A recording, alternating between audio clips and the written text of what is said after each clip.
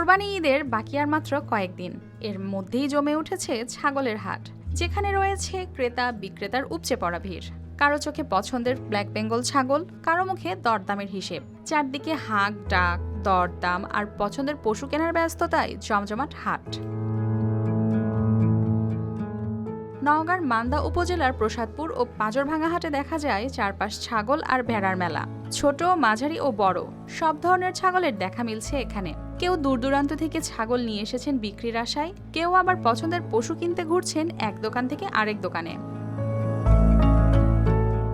আকারভেদে ছাগলের দাম উঠেছে 15 থেকে 50,000 টাকা পর্যন্ত। তবে দেশি জাতের ব্ল্যাক বেঙ্গল ছাগলের চাহিদা সবচেয়ে বেশি, তাই দাম কিছুটা বেশি হলেও কিনছেন ক্রেতারা। এই খাসিটা আমার পছন্দ হয়েছে। প্রথমে দাম চাইছিল 32,000, তা আমি বলছিলাম 25,000, লাস্টে 26,000 নিয়ে আমি খুব খুশি আছি। তবে পশুর আমদানি ভালো হলেও দাম নিয়ে বিক্রেতাদের মধ্যে রয়েছে মিশ্র প্রতিক্রিয়া। কেউ ভালো লাভে ছাগল বিক্রি করতে পারছেন, কেউ আবার কাঙ্ক্ষিত দাম না পেয়ে রয়েছেন অপেক্ষায়। ঈদের খুশি হোক না আরো বেশি, আর খুশির আয়োজন মানেই চাষি সুগন্ধি চিনি গুঁড়া চাল। খাসি লিয়াল ছিলাম 15টা, 5টা বেচেছি আর 10টা আছে। দাম দিচ্ছে মানে সমান সমান দাম দিচ্ছে, এখনো মানে লাভ হয়নি। আমার বাড়ির ছাগল আমি বিক্রি করবার লিয়ে আসিছি, দাম চাইছি 50,000, দামে হয়নি, বিক্রি করিনি। 48,000 টাকা দাম হলে বিক্রি করব। এদিকে দেশের বিভিন্ন এলাকা থেকে ছাগল কিনতে ব্যাপারীদের উৎসাহিত করতে বিশেষ সুযোগ সুবিধা দিচ্ছে হাট কর্তৃপক্ষ। এছাড়াও নিরাপত্তায় নেওয়া হয়েছে বিশেষ ব্যবস্থা। এগুলো ঢাকার ব্যাপারই বেশি আছে আমাদের এখানে।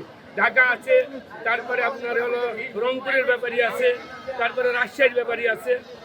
এগুলো ব্যাপারীদের আমরা তাদের ছাগল বান্দার ভালো জায়গা পরিবেশ করে রেখেছি এবং তাদের টাকা পয়সার নিরাপদে যেন তারা এক জায়গায় বসতে কিনা বেচা করতে পারে, সেই ব্যবস্থা আমরা নিয়েছি ইজাদের পক্ষ থেকে।